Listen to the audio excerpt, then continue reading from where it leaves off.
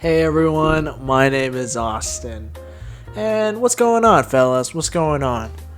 I have not done one of these in quite some time, and so I thought, why not, why not do a review of one of Genshin's, little events and stuff like that?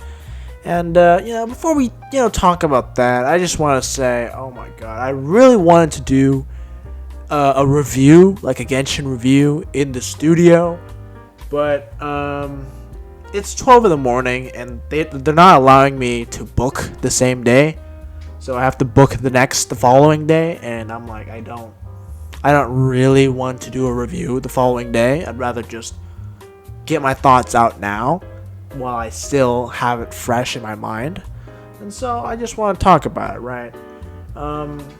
Genshin Impact Waterborne Poetry event. What do I think of it? I think this event was I would say it's a hidden gem of sorts, a unexpected surprise, and overall, a testament to Hoyoverse's commitment to quality. This event isn't that important to the lore. It's forgettable, easily skippable. It's and honestly, like, it's not like the most exciting event out of all the events we had. Like, it's not like crazy, right? And the story itself is more or less like kind of generic, I would say, for like Act 1, and only until like Act 2 and Act 3 do I say it gets pretty good. But despite all these criticisms, despite all these, I guess you would say, I don't know, grievances I have with it, this was surprisingly good. I really enjoyed it. Despite of everything I said, right? Despite all the flaws I had pointed out, I think it was a pretty good story. I'm not. You know what? The event ended, right? The event ended, so I'm just gonna spoil the entire thing.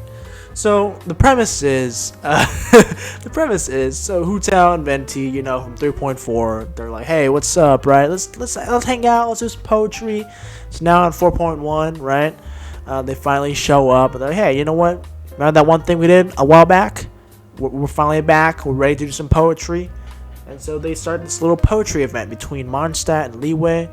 And obviously it's like, first day, you do some of these poem activities. Second day, you do some of these poem activities. And oh my goodness, something weird happens.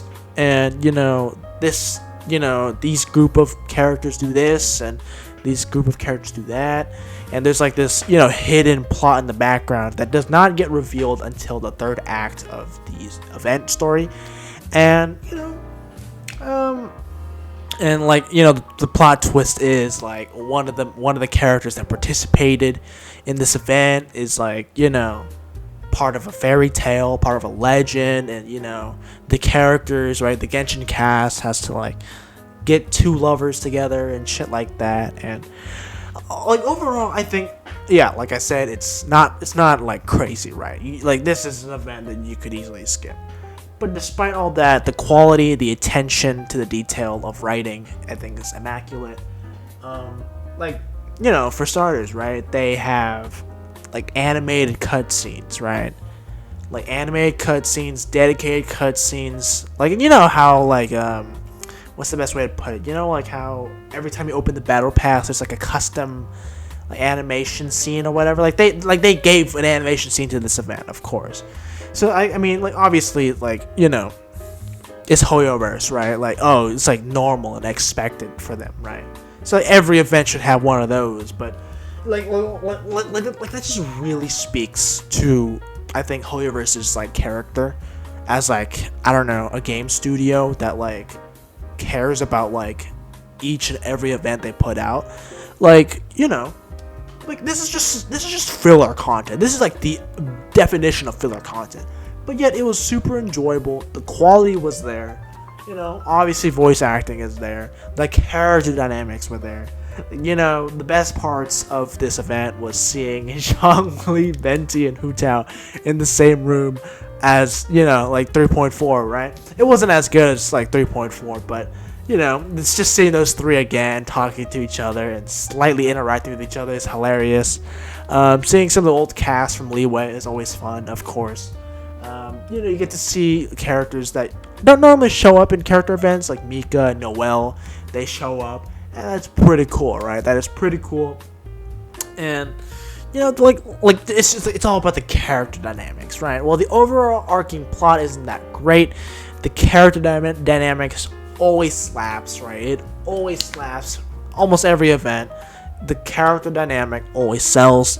And it's just fun. It's just fun just to see the characters interact with each other, interact with you. And overall, it was a very fun experience that I experienced within a couple days before the event ended. And, this is the final day where it ended. I think about like 3 or 4 hours. I finished the story 3 or 4 hours before it ended. And overall, I'm pretty pleased with this story event. And yeah, if they're not gonna release this event ever again, because they never do. They never release story events ever, or re-release it. My bad. But even still, I just want to give my thoughts on it because I think the fact that Hoyoverse puts a lot of attention and care to even filler stuff. Like once again, I just want to appreciate that, right? I don't know if I've said this before, but I'm gonna say it now, right? I appreciate that they put a lot of effort even in their filler content. So for that, I'm gonna give the Genshin Waterborne Poetry Story Event, I'm gonna give it a 6.5 out of 10.